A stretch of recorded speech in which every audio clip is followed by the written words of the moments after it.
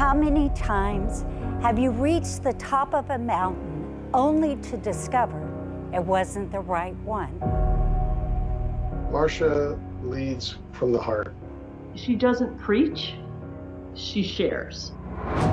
There I was, staring down the dinner table, and this beautiful New York socialite could tell I had never served anything with a silver spoon.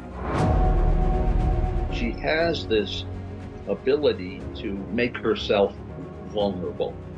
And I don't think you can do that unless you've learned how to be comfortable with yourself. That authenticity and that vulnerability and that generosity from the heart is one of the things that really makes her stand out as a great speaker. She connects with the audience in a way that many speakers cannot, because she's very real, very present, and very honest. On paper, I had it all. And in 2016, in the span of a few months, I lost everything. I lost my parents back to back. I lost my business. I lost the home where I raised my children that was filled with laughter. She doesn't try to hide anything. She doesn't sugarcoat things. She doesn't dance around things. I think audiences appreciate that. People appreciate that. What creates that insanely powerful connection with her audience is her deep, raw, authentic storytelling. The orchestra of my life began to fade. The symphony of achievements, accolades, and acquisitions that had defined me for so long fell silent.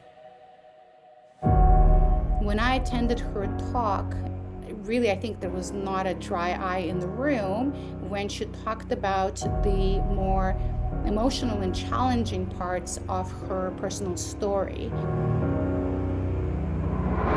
We've all had frustrations, failures, difficulties, challenges. And the way she talks about them and how she went through them, what she learned in the process, can be very valuable to people who hear it.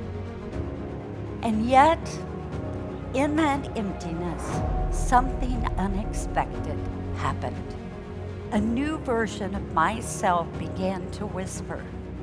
The people who find a way back do it by changing their internal story.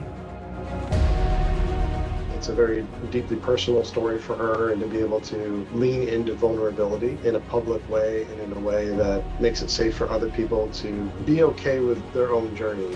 What I've learned most is to trust my own gut. I think she has a story that should be heard by lots of people. The most valuable asset you'll ever own. It's not your business. It's not your portfolio. It's you.